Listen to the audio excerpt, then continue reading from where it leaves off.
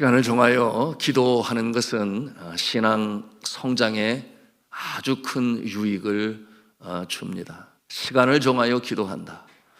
오늘도 우리는 이 밤에 시간을 정하여서 성별하여 하나님께 드립니다. 하나님께 드린다고 하지만 사실은 얻는 시간이죠. 우리가 기도의 시간을 드림으로 말미암아 하나님께서는 그 드림을 받으시고 하늘의 신령한 은혜와 능력으로 우리에게 부어주시니, 여러분, 시간을 정하여 기도를 주 앞에 드린다고 하는 것, 무한한 유익을 얻는 것이니 이 밤이 그와 같은 밤이 되시기를 주님의 이름으로 축복합니다. 제가 선교지에 있을 때 단기팀이든 개인적이든 이 선교지를 다녀가시는 분은 다 함께 사역지를 돌아본 다음에 떠나기 전에 꼭 물어보시는 질문이 있었는데, 그게 뭐냐 하면 어떻게 믿음을 지켜나가십니까? 그런 질문을 했어요. 그도 그럴 것이, 여러분, 이 카투만두라고 하는 곳이 힌두교의 성지예요. 그러다 보니까 이 길거리든 뭐 집 밖이든 아니든 어기든 또는 코너든 심지어는 길에 바위가 이렇게 올라와 있어요. 그거 좀 치워버리고 이 아스팔트를 깔면 얼마나 좋겠어요? 그 바위가 밑으로 크다고 그렇게 발견한 그들은 여기에는 신성이 가득 깃들어 있으니 이것을 없애면 큰일 나 해서 거기에 붉은색, 여러분, 이 띠까라고해서 이마에 칠은 그것을 칠해놓고 거기에 복을 피워나고, 여러분, 그런가 하면 또 이 시내 전체가 이른 새벽이면 향을 피우게 되는데 그 향 냄새가 그 겨울에 자욱한 안개 속에서 밖으로 벗어나지를 못해요. 우기철에는 그 먹장 구름이 높은 산위의 동네까지 내려앉으니 이 향이 그 시내 안에 가득하여 그 독특한 강한 향내로 말미암아 그들은 좋을지 모르겠어요. 그러나 외국인들은 머리가 띵하게 아플 정도로 그 향냄새가 지독합니다. 뿐만 아니라 귀에는 어떤 소리가 들리는가? 새벽 4시면 어김없어요. 이 힌두교와 이 티베트 불교의 열성을 가진 이 신도들은 땡땡땡땡 총을 쳐요. 손종을 때르릉 때르릉 쳐요. 이 소리가 새벽을 깨웁니다. 여러분, 그와 같은 상황 속에서 참 믿음을 지켜나간다고 하는 것은 쉬운 일은 아니에요. 여러분, 외국인들이 종교 없이 신앙 없이 그 땅에 와서 살다가 여러분 그 힌두교와 불교 속으로 빠져 들어가는 모습을 얼마든지 볼 수 있으니 힌두교는 늪과 같은 종교다, 그렇게 표현을 해요. 빠지면 나올 수가 없다. 여러분, 이와 같은 상황 속에서 몇 날을 보내다 보니까 너무 힘든 거예요. 누가? 하나님의 백성들이. 그와 같은 곳에서 어떻게 그렇게 1년도 아니고 10년도 아니고 오랜 세월 동안 믿음으로 지키고 있는지 그게 궁금한 거예요. 어떻게 견디느냐, 그 말이에요. 여러분, 그와 같은 상황에서 저의 대답은 늘 동일했습니다. 시간을 정하여 기도하기 때문이죠. 시간을 정하여 기도하기 때문에 그나마 부족한 믿음 이어가고 있습니다. 제가 그렇게 답을 드리는데요. 여러분, 네팔 사역 가운데 신학교가 설립이 되었고 신학생들과 더불어 새벽 기도를 하게 되니까, 더군다나 제가 설립자요 또 영성 파트의 책임자가 됐으니 새벽에 기도해야 합니다. 같이 신학교의 교수들 중에는 미국에서 온 선교사도 있고 인도에서 온 선교사들도 있고 연합하여 장로교 신학교를 운영하였는데 제가 새벽 기도를 하자 그러니까 전부 다 난색을 피우더라고요.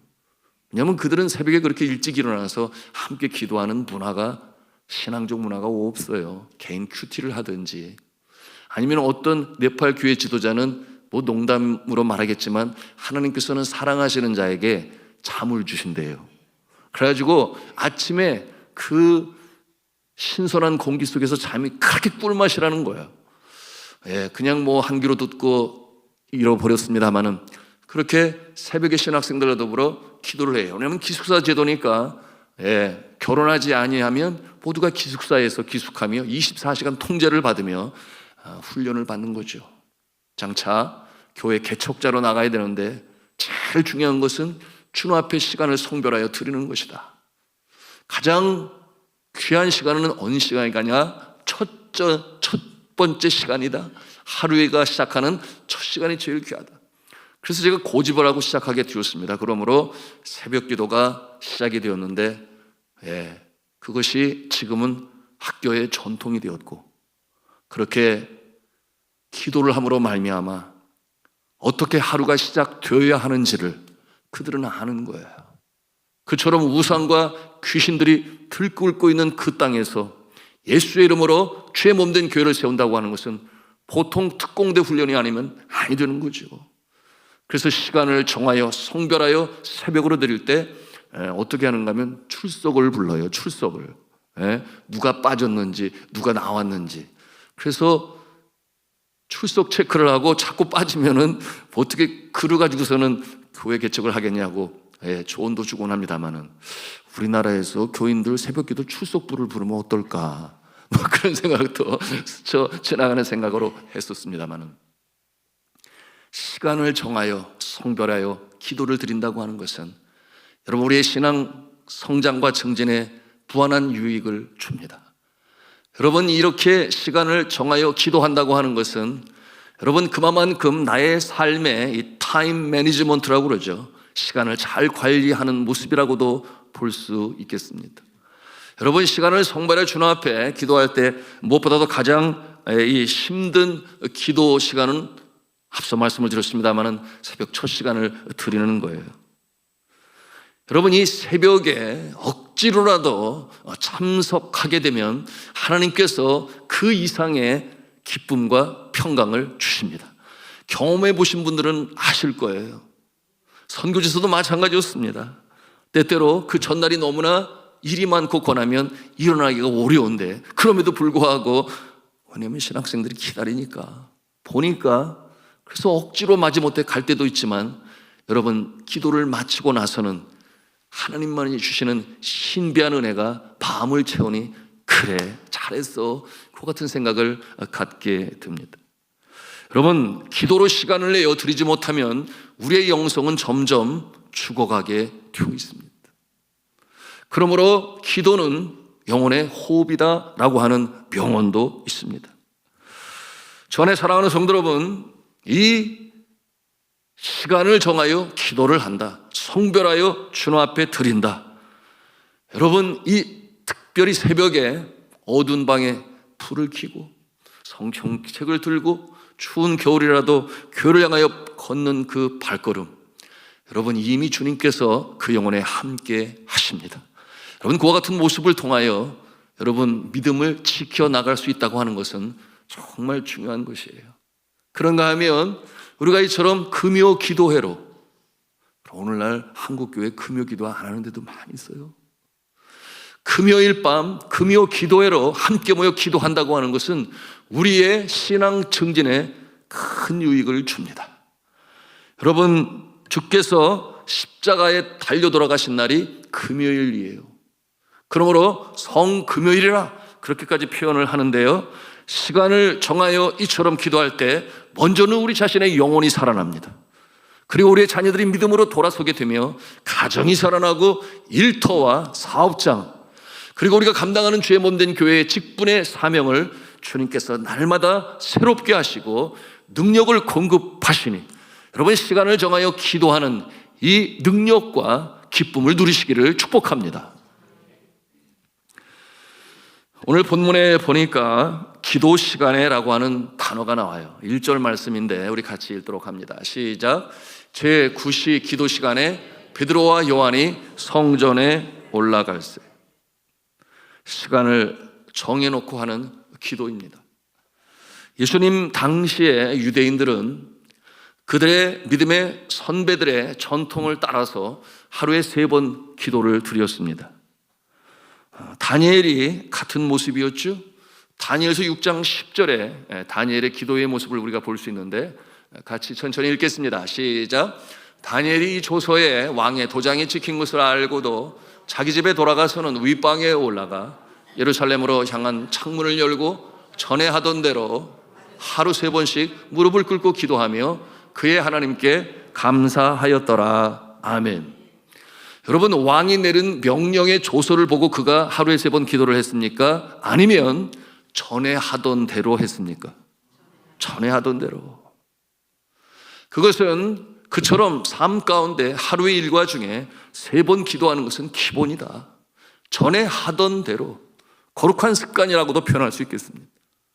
여러분, 그렇게 그가 기도할 때에 사자굴에 들어가서도 밤새도록 사자와 함께 있었음에도 불구하고 여러분, 그는 사자의 먹잇감이 되지 아니하고 승리하는 모습으로 살았으니 왕도 그를 좋아하고 그를 존경했음을 여러분, 우리가 볼 수가 있습니다. 그런가 하면 이스라엘 성군이라 일컫는 다윗도 마찬가지였죠. 그 모습을 시편 55편 17절에서 볼 수 있는데요. 우리 같이 읽겠습니다. 시작. 저녁과 아침과 정오에 내가 근심하여 탄식하리니 여호와께서 내 소리를 들으시리로다. 아멘. 저녁과 아침과 정오라고 그랬어요. 여러분, 이것이 믿음의 백성들의 하루의 삶의 일과 중에 꼭 놓쳐서는 아니 될, 꼭 해야만 할 하나님과의 만남과 교제의 시간이요, 그 기도의 시간을 통하여 그들은 그들의 신앙을 유지해 나갈 수가 있었던 것입니다. 자, 이처럼 아침과 정오와 오후 이렇게 3번 기도를 했는데요, 예수님 당시에 이 기도 시간은 언제였는가? 3시와 6시와 9시에 그렇게 기도 시간을 정했어요. 오늘날 현대의 시간으로 보게 되면 그 시간은 오전 9시, 그리고 정오, 그리고 오후 3시였습니다. 기도하는 장소는 어디였는가? 성전, 아니면 회당, 아니면 자신의 집인데 옥상에서, 그리고 무더운 여름철에는 무화과 나무 아래에서 나라와 민족을 위하여 기도하는 하나님의 백성들이었습니다. 이와 같은 모습을 보면서 우리는 생각할 수 있어요. 그런데 왜 오늘날에는 새벽 기도를 해야 되는가? 또는 오늘날에는 왜 이렇게 금요일 밤에 모여서, 지금은 뭐 심야 기도회라고 하지만 과거는 철야하면서 기도했죠. 왜 이렇게 우리도 아침과 정오와 오후에 하면 안 될까? 뭐 이런 생각 가질 수도 있습니다. 여러분, 신약시대 예수 그리스도께서 그처럼 새벽에 기도하셨기 때문에, 그 기도의 본을 보이셨기 때문에 우리가 새벽에 기도하는 거예요. 여러분, 이와 같은 모습이 예수님의 생애 가운데 나타나는데 마가복음 1장 35절 말씀을 같이 보시겠습니다. 읽습니다. 시작. 새벽 아직도 밝기 전에 예수께서 일어나 나가 한적한 곳으로 가사 거기서 기도하시더니, 바쁜 하루가 시작되기 전에 얼마나 분주한 인생으로 사셨나요? 성경학자들이 연구해 보니 하루에 예수님은 복음을 전하시는데 15km 이상을 걸으셨어요. 그렇게 분주한 하루가 시작되기 전에 먼저 첫 시간을 하나님 앞에 드림으로 오늘 해야 할 일 하나님 앞에 사인을 받으시고, 그리고 기도 시간에 주시는 그 은혜와 능력을 힘입어 하루를 시작하신 예수님의 모습을 우리는 이렇게 볼 수 있는 것입니다.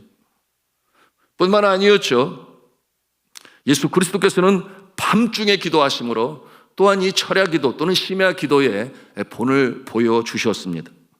누가복음 6장 12절의 말씀을 같이 읽습니다. 시작. 이때에 예수께서 기도하시러 산으로 가사 밤이 새도록 하나님께 기도하시고, 밤이 새도록. 그러므로 이것이 철야 기도의 예수님의 모본임을 우리는 볼 수가 있습니다. 그렇게 밤이 새도록 기도하시고 예수 그리스도께서는 많은 제자들 중에 12제자를 부르셔서 사도로 세우시는, 그러므로 자신의 임박한 죽음을 눈앞에 두시고 계속해서 가서 복음을 전하고 세례를 주는 일들을 지속할 수 있도록 하시는 일에 밤을 새워 기도하시고 그 중요한 일을 행하셨던 것입니다.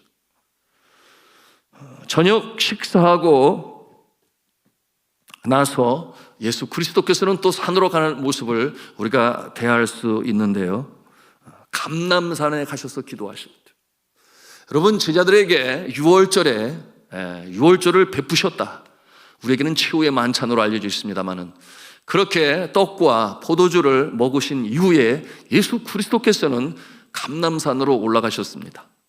쉽게 생각하기를 저녁 먹고 소화를 시키기 위해서 산보를 하시나, 그건 아니잖아요. 그렇죠? 그게 아니라 기도하시러, 산에 올라가시게 되는데, 여러분 이 구절을 우리가 좀 보기를 원합니다. 누가복음 22장 39절인데요. 같이 읽겠습니다. 시작. 예수께서 나가사 습관을 따라 감람산에 가시매. 말씀해 보니 습관을 따라라고 그랬어요. 습관을 따라. 여러분, 기도의 습관을 가지시기를 바랍니다. 여러분, 이 기도의 습관, 거룩한 습관이라고 앞에서 말씀을 드렸어요. 여러분, 시간을 정하여 기도하는 자는 영적으로 무한한 유익이 있다 말씀을 드렸습니다. 주님과 함께 약속을 하고 그 시간을 지켜 기도하는 모습, 오늘 이 밤도 마찬가지예요. 여러분, 이와 같은 특정한 시간 송발하여 드릴 때 주님께서는 어여삐 여기시고, 또 이와 같은 거룩한 습관으로 기도하는 자는 그 심령의 생명수가 끊이지 않고 솟아오르는 것입니다. 예수님을 따르는 초대교회 성도들은 철야 기도했지요. 이와 같은 모습도 우리가 성경을 통해서 볼 수 있는데, 헤롯 왕에게 잡혀 들어간 사도 야고보가 목뱀을 당하여 순교합니다. 그와 같을 때에 예수를 따르지 않는 많은 사람들이 환호성을 지르며 잘한다 잘한다 그랬어요. 인기에 영합하여 이 헤롯 왕이 그 다음에 누구를 잡아들이는가? 베드로를 잡아들여요. 그 다음 날이면은 이 사도 베드로가 마찬가지로 목뱀을 당할 것이며, 여러분 그 피의 잔을 들고 그들은 이 축배의 잔이라 할 것이었습니다. 그런데 감옥에 갇혀있는 네씩 네패라고 그랬으니 사사시민이 16명이 지키고 있어요.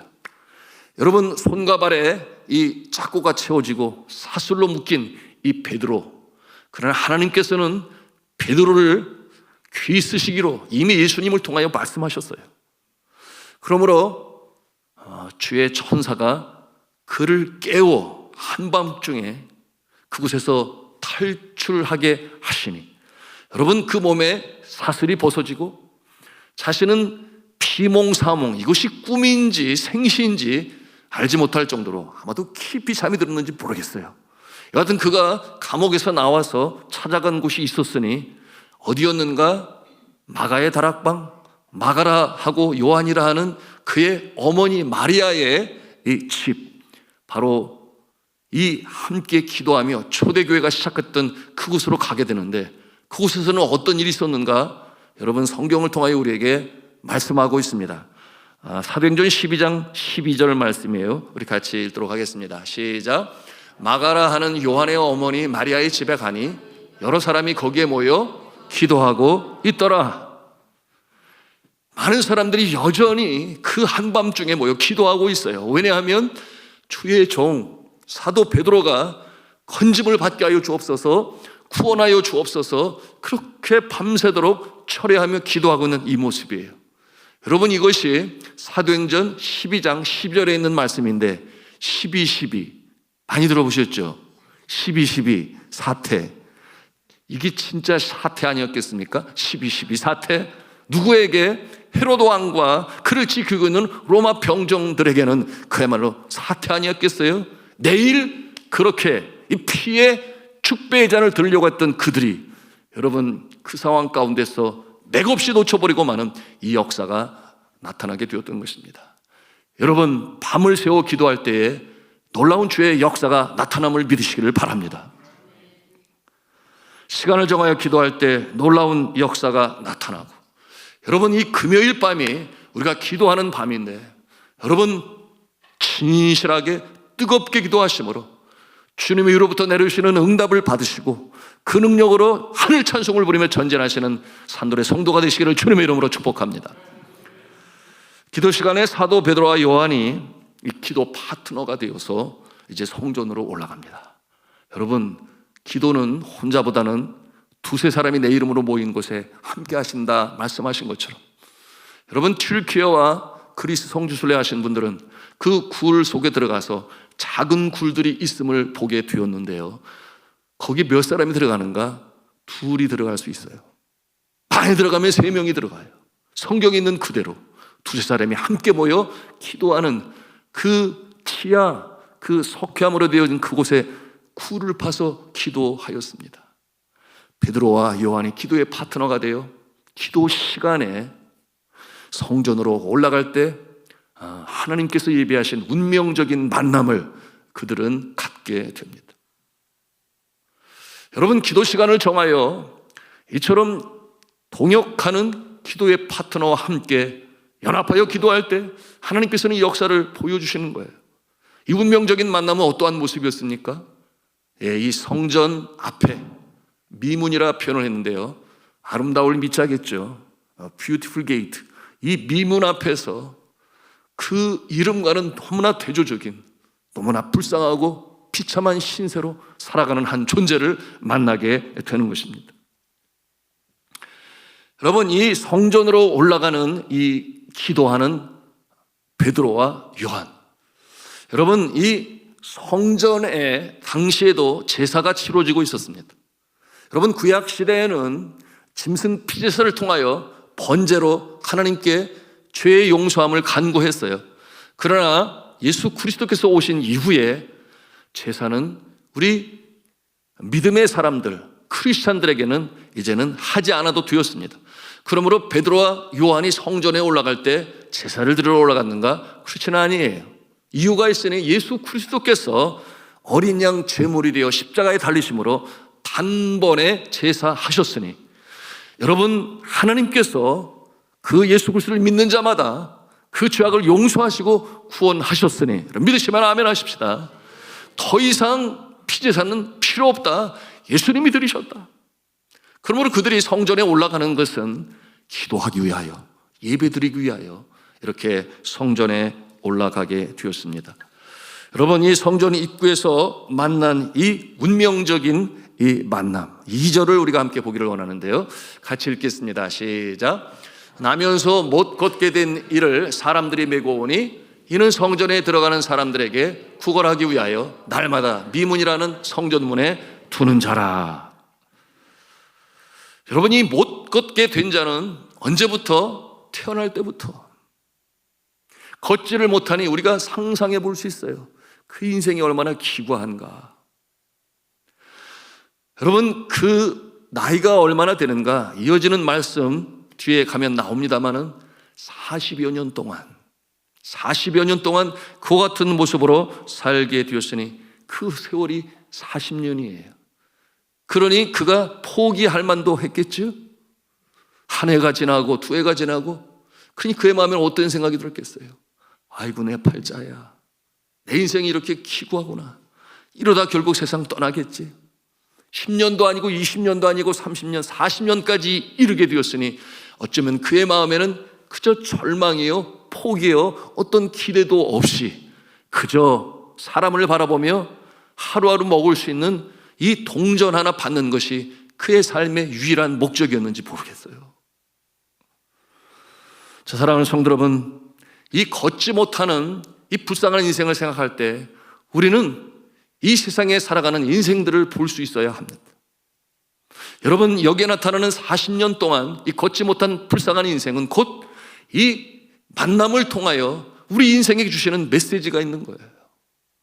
너 인생이 그러지 아니하냐? 그렇게 말씀하시는 것입니다. 모든 사람은 나면서부터 죄의 저주 아래 살아갑니다. 출생시부터 죽을 때까지 누군가의 도움이 없이는 하나님의 은총의 자리에 있을 수가 없어요. 그러므로 늘 불안 속에 살아갑니다. 알지 못하는 미래에 대한 불확실성으로 인하여 사람들은 행복하여도 늘 불안함이 그 마음에서 떠나지를 아니해요. 내가 누구이며 어디서 와서 어디로 가는지 방향성을 알지 못하니 캄캄한 밤바다에 유리하는 배처럼 항구가 어디인지 목적지가 어디인지 그저 떠있는 그 자체가 마치 삶의 목적처럼 그렇게 생각하며 살아갈 수밖에 없는 존재입니다. 자, 이처럼 걷지 못하는 자, 그 인생의 목적이 어디에 있는가? 그저 사람의 손이죠. 얼굴이나 받겠습니까? 손에 동전이 들려져 있는가? 적선을 기대하며 소망하며 살아가는 그 비참한 이 인생. 여러분, 적선을 원하는 열악한 존재예요. 물질을 주는 사람들의 손길만 바라봅니다. 이 40여 년간의 불행한 삶은 그가 이 하나님의 은총에서 벗어나 사람만을 바라보며 사람만을 의지하며 살아왔던 모습임을 우리에게 보여줍니다. 오늘도 그와 같은 인생이 얼마나 많은가요? 나의 인생의 행복이 사람의 손에 달려있다. 그러므로 사람을 의지하고 더 높은 사람을 더 의지하고, 여러분, 이와 같은 인생 가운데 과연 참 소망이 있을까요? 참 안식이 있을까요? 그럴 수 없어요. 여러분, 우리는 믿음의 주여 우리를 온전케 하시는 주님을 바라보시고 주님만이 소망이 되심을 믿으시기를 바랍니다. 그와 같은 인생이 하나님과 우리 인생 사이에 맺으신 태초로부터 맺어진 언약의 관계인 것입니다. 이 기구한 인생을 살아가는 걷지 못하는 자에게 향하여, 여러분, 이 베드로가 믿음의 선포를 하지 않아요? 우리가 이렇게 잘 알고 있는 내용인데, 은과 금은 내게 없거니와 내게 있는 것으로 너에게 주노니. 우리 같이 한 음성으로 한번 큰 소리로 읽겠습니다. 시작. 은과 금은 내게 없거니와 내게 있는 이것을 내게 주노니 곧 나사렛 예수 그리스도의 이름으로 일어나 걸으라. 아멘. 놀라운 역사가 나타나게 되었지요. 여러분, 어떠한 상황이 되었습니까? 이 베드로와 요한이 그의 오른손을 잡고 일으켜 세우니 그가 발과 발목에 힘을 얻고, 그러므로 걷기도 하고 뛰기도 하며 하나님을 찬송하며 베드로와 요한과 함께 성전으로 들어가니라. 여러분, 그때에 그 곁에 있는 많은 사람들이 그 모습을 보면서 그야말로 놀라지 않을 수가 없었지요. 왜냐하면 이 자가 누구인지를 너무나 잘 알기 때문에. 늘 미문 앞에 누워서 구걸하던 자가 걷기도 하고 뛰기도 하니 얼마나 놀랐겠습니까? 여러분, 하나님의 영광은 이렇게 나타날 수가 있었습니다. 여러분, 저는 여러분의 인생에 이와 같은 놀라운 축복의 날이요, 기쁨의 날이요, 환희의 날이 임할 수 있기를 주님의 이름으로 축복합니다. 여러분, 우리의 인생이 이 모습 이대로 갈 거다, 그렇게 생각하지 마시기 바랍니다. 여러분, 여전히 하나님께서 나에게 생명을 주시는 한 하나님께서 계획하신 크신 뜻이 분명히 있을 거예요. 여러분, 모세가 몇 세에 하나님을 인격적으로 만나고 큰 사명을 부여받습니까? 80세 아니었나요? 물론 120세로 보면 인생의 3분의 2 지점에서, 여러분, 그가 어떠한 인생으로 살았는지 아시잖아요.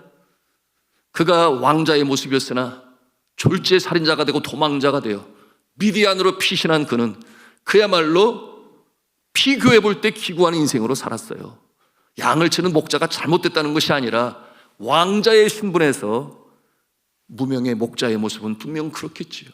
자신의 양도 아니라 장인의 양, 소위 오늘날로 말하면 대릴사유가 돼가지고, 그렇지만 그가 그 무명의 목자의 모습으로 그 넓고 넓은 광야에서 어찌하든지 매일매일 성실하게 더 많은 풀과 더 많은 물이 있는 곳으로 서쪽으로 그날도 그는 최선을 다했습니다. 그런데 놀라운 것은 그 꺼지지 않는 떨기나무 앞에서 하나님을 만나는 놀라운 날이 임하게 되었으니, 하나님에게도 중요하신 날이요, 모세에게도 중요한 날이요, 그의 인생에 있어서 완전히 새로운 국면으로 접어들게 되는 인생의 전환점이 되었다. 여러분, 이와 같은 모습은 요셉에게도 나타나고 또한 다윗에게도 나타납니다. 그와 같은 모습으로 영원히 살 것이다? 아니라는 거예요. 이 자리에 계신 여러분들 중에서 내 인생이 왜 이렇게 기구하지? 나는 이 모습으로 이렇게 살아가게 될 것인가? 나에게 모세와 같이, 다윗과 같이, 요셉과 같이, 여러분, 오늘 이 성전 미문에 앉아 있어서 40년 동안이나 소망 없이 그저 사람의 손만 바라보며 그저 한 입 두 입 그것만 바라보던 이 인생이 이처럼 사도 베드로와 요한을 만나고, 그리고 하나님께서 능력으로 함께 하시니 이처럼 걷기도 하고 뛰기도 하는 운명의 전환의 역사가 여러분의 삶 가운데 임하기를 주님의 이름으로 축복합니다. 여러분, 기도하는 자에게, 시간을 정하여 기도하는 자에게 여러분, 이처럼 놀라운 역사가 나타남을 우리는 볼 수 있어야 하겠습니다. 자, 베드로와 요한이 그 걷지 못하는 자를 이 구원받게 한 것은 돈이 아니었잖아요. 그는 그것을 원했는지 몰라요. 내게 있는 것으로 내게 주노니라고 말할 때 돈이 있나? 그런데 내게 은과 금은 없다고 그러니 아이고 소망이 없네, 그럴지 모르겠어요. 그러나 예수, 예수 그리스도의 예수의 이름으로 일어나 걸으라 라고 선포할 때에 놀라운 역사가 나타나게 되었습니다. 돈이 아니라 예수인 줄로 믿으시기를 바랍니다. 여러분, 세상 사람들은 세상을 세매요, 계산을 해요, 계산기를 두드려요. 심지어는 미래 예측 학자들은 더 그러겠죠. 우리나라가 어떻게 될 것인가? 나의 사업체는 어떻게 될 것인가? 나의 인생의 미래는 어떻게 될 것인가? 여러분, 우리의 인생이 이 땅에 육신으로 태어나기 전에 영혼을 창조하신 분이 하나님 아버지심을 우리가 믿는다면, 그리고 생명으로 이 땅에 태어나게 하셨다면, 여러분, 우리의 삶의 생명의 주인이 하나님 아버지신 줄로 믿으시기를 바랍니다. 우리의 인생의 디자인과 계획은 틀림이 없어요. 문제는 하나님께서 우리 이름을 지명하여 부르실 때 기꺼이 순종하는 마음으로, 그렇습니다, 나는 주님의 것입니다, 나의 생명도 나의 은사도 나의 재능도 나의 시간도 다 주님의 것입니다, 여러분, 이와 같은 믿음을 가지고 순종하며 아멘으로 나아갈 때 여러분, 우리의 삶에도 놀라운 날이 임하는 줄로 믿으시기를 바랍니다. 그것이 오늘 말씀을 통해서 우리에게 주시는 너무나 중요한 영적 교훈인 것이에요. 주 안에 사랑하는 성도 여러분, 예수 그리스도의 이름, 즉 그리스도의 능력으로 말미암아 그는 이 운명을 완전히 새롭게 바꿔서 그야말로 그 인생이 얼마나 복되게 되었을까. 우리가 상상을 해봐도 아마 그 기쁨을 다 알지는 못할 거예요. 얼마나 좋았을까, 얼마나 기뻤을까. 그러니 뛰기도 하고 기뻐하고. 이어지는 내용들을 보면 그가 바로 이 요한과 베드로, 예수 그리스도의 능력으로 그처럼 일어날 수 있게 되었음을, 여러분, 간증하는 인생이 되었음을 우리가 볼 수가 있습니다. 여러분, 우리가 그리스도 안에 있으면, 그 이름의 능력을 믿으면 여러분, 저주받은 삶이 구원받을 수가 있고, 믿으시면 아멘 하십시다. 바로 이와 같은 모습이죠. 남들에게 구걸하는 삶으로부터 변화되어 이제는 누군가를 도울 수 있는 그 역사가 나타남을 믿으시기를 바랍니다. 우리의 인생이 정말 그러기를 간절히 바랍니다. 여러분, 우리가 어떤 때는 삶이 넉넉하지 못하고 어떤 때는 여유로워서, 여러분, 여유로울 때는 누군가를 도우라 하나님께서 복을 주시는 것이요, 여러분, 부족할 때는 부족함으로 그저 주저앉아 있는 것이 아니라 더 주를 의지함으로 그 상황 가운데서 이제는 좋은 모습으로 성장하여 누군가를 도울 수 있도록 누군가의 손길을 통해서 느끼게 하시는 거예요. 받는 자가 습관이 돼요. 나는 받으면서 살아야지, 아니라는 것입니다. 내가 이렇게 어려울 때 이렇게 사랑으로 나를 돕는 분이 계시구나. 교회가 그렇게 하고 또 나의 구역장님이 그렇게 하시고 군사님과 장로님이 그렇게 하시는구나. 그것은 내 마음에 깨달음을 주셔서 나도 누군가를 돕는 인생이 되어야지, 주는 자가 복되다고 그랬는데, 여러분, 이와 같은 역사는 우리가 예수의 이름에 능력으로 가능한 줄로 믿으시기를 바랍니다. 제 말씀을 맺습니다.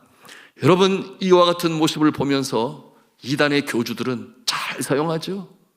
하나님께서 베드로를 사용하시고 요한을 사용하셔서, 그러니 하나님께서 나도 사용하셨어.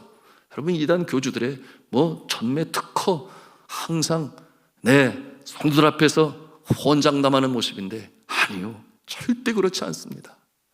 여러분, 능력은 오직 하나님으로부터 오는 줄로 믿으시기를 바랍니다. 여러분, 이것을 우리가 분명히 깨달아 알아야 돼요. 자, 오늘 말씀 함께 마지막으로 보고 마치기를 원하는데 16절 말씀을 같이 읽도록 하겠습니다. 시작. 그 이름을 믿음으로 그 이름이 너희가 보고 아는 이 사람을 성하게 하였나니 예수로 말미암아 난 믿음이 너희 모든 사람 앞에서 이같이 완전히 낫게 하였느니라. 아멘. 그 이름을 믿음으로, 그 이름을 너희가 보고. 누구의 이름이에요? 예수 그리스도의 이름. 여러분, 예수 그리스도의 이름에는 권세가 있습니다. 그 이름은 곧 그 이름 속에 담겨져 있는 권세와 능력을 말씀하고 있는 것인데, 이 밤에 기도할 때 시간을 정하여 주님 앞에 기도하니 예수 그리스도를 인격적으로 만나는 은혜의 밤이 되시기를 축복합니다.